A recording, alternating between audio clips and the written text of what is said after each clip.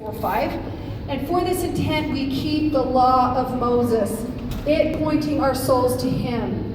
And for this cause it is sanctified unto us for righteousness, even as it was accounted unto Abraham in the wilderness to be obedient unto the commands of God in offering up his son Isaac, which is a similitude of God and his only begotten son. That's Jacob. That's why they did it. It pointed their souls to Christ. Now, let's go back to that list. When we consider this list, which are Penn's words, his own words, about his own observations, we can make a compelling case for the fact that these Native Americans were clinging to distinctly law of Moses traditions taught them by their ancestors. Like I said, which are traced back directly back to Moses on Mount Sinai, where he was given that law that we know. And that is how we can account for it. Now,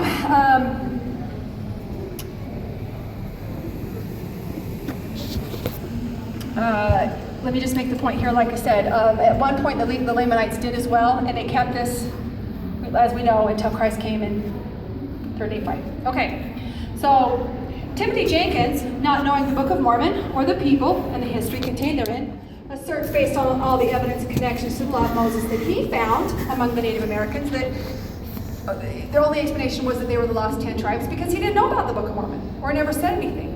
And so that would be the most logical assumption, right? I mean, the lost 10 tribes, they got lost when the northern kingdom was conquered and they were scattered, the northern 10. That happened in 722. The lower kingdom, which was Judah, was scattered in 586, which is why Lehi left before. But the point is so he believes that those 10 tribes up in the northern kingdom, they came to America, and that's his explanation. Like I said, but in 1823, the night that changed the world, we knew what happened and why, and how it got here through Lehi and his family.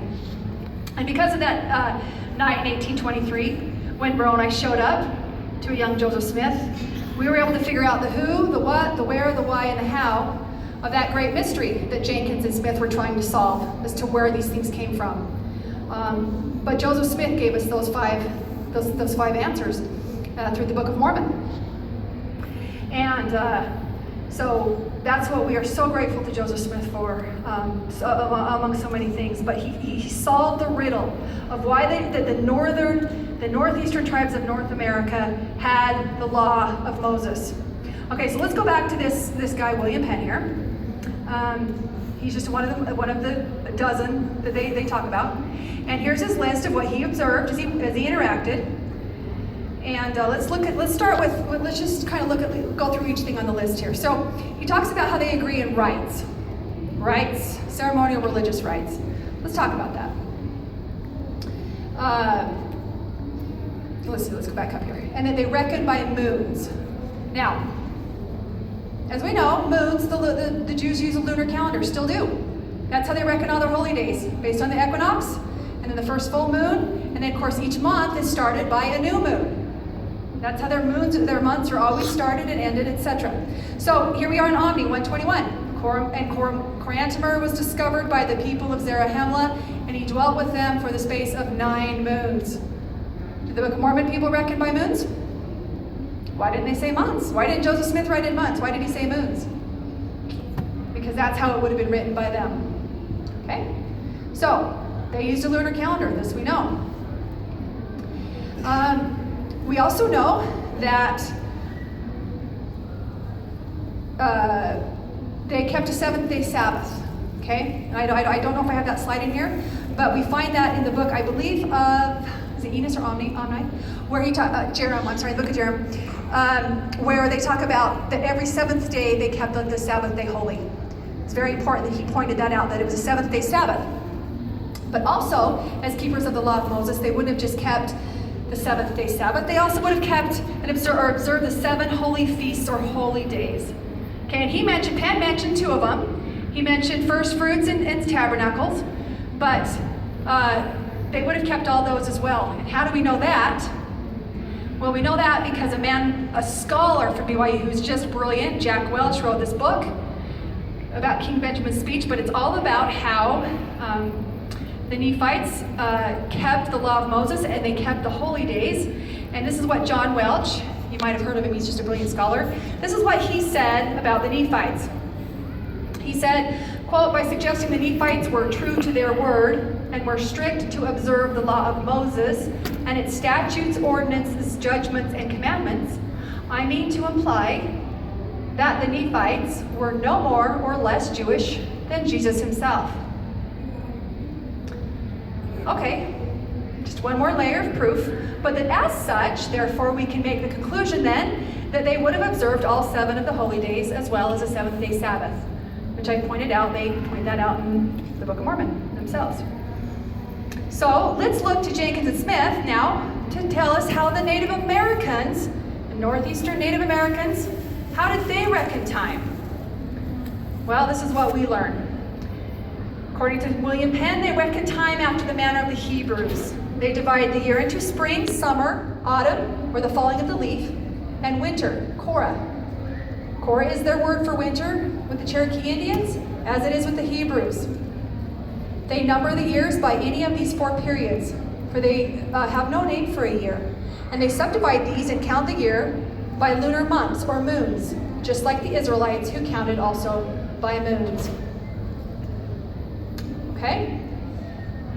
They begin their ecclesiastical year at the first appearance of the first new moon of the vernal equinox, according to the ecclesiastical year of Moses. Same exact thing, they start their year the same on that same exact new moon. Identical to the Hebrews. And, just as the Hebrews, they pay great regard to the first appearance of every new moon. In fact, the Jews, they call it Rosh Chodesh, head of the month. And they have a priest that sits up on the Mount of Olives. And as soon as he sees the first little tiny crescent, the tiny little tip of that new moon, he blows a shofar for all of Israel, for Jerusalem. It goes throughout, but for them to hear, to mark, oh, here's our new moon. Here's the head of the new month, Rosh Chodesh. And that's what the Native Americans do. Same exact thing. So, also for the Native Americans, the green-eared moon is the most beloved or sacred. When the first of the first fruits become sanctified by being annually offered up. And from this period, they count their beloved or holy things. Now, green-eared and green ear of corn is the same thing. So is this their version of the Feast of First Fruits? Well, let's look. Let's look at our Nephites. Being Jewish, like Welch points out, and keeping the law of Moses, it would obligate them to observe the Feast of First Fruits, along with the 6 other holy days. Do we have any clues about this? Yes, actually several that we'll talk about, but consider this. It was Lehi that in prophesying of the coming of Jesus Christ said, "He will be the first fruits of them that slept."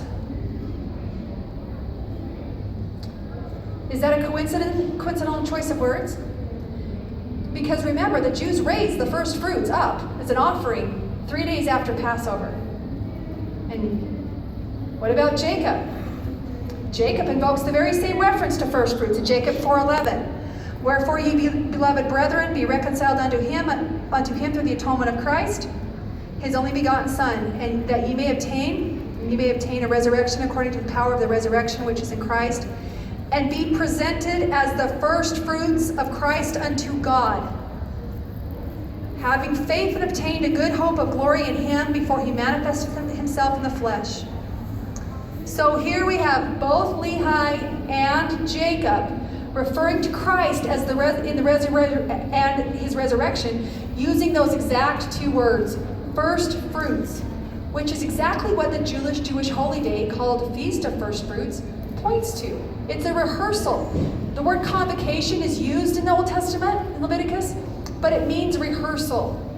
So what Jesus Christ, Jehovah, gave them on Mount Sinai in those 7 holy days found in Leviticus he calls them holy convocations, but the word is translated to rehearsals. Rehearsal is something that you rehearse before it actually happens. If you're going to put on a play, what do? You rehearse it so that you know what's going to happen the night of the play. True?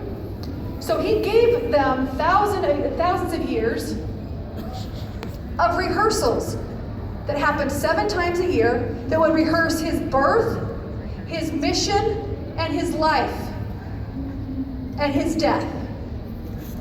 And they repeated that every single fall and spring, every year, because they were rehearsing. So when Lehi and Jacob call him, talk to us about the first fruits being raised up, that indicates to me, well, we know they kept the holy days, but they're using holy day language. That's pretty powerful. Now, what about Feast of Tabernacles that was on Penn's list? What are some of the indications of that? Well, in that book I talked to you about, John Welch's book, makes a compelling case that King Benjamin delivered his epic speech during the Feast of Tabernacles. And why? Well, first of all, they start off, if you remember that part of the Book of Mormon, before he starts his speech, they first do what? They offer sacrifice of their firstlings. One more thing about King Benjamin that's quite interesting. For they affect to give away and distribute all the presents or plunder they get in their treaties or in war, so as to leave nothing to themselves. And then he goes on, now think about King Benjamin. Then he goes on to say that there is not the least salary or any sort of profit annexed to any office to tempt the covetous or the sordid. But on the contrary, every unworthy action is attended with the forfeiture of their commission. For their authority is only the esteem of the people, and ceases the moment the esteem is lost. If that's not King Benjamin, I don't know what is. That is exactly how he described himself.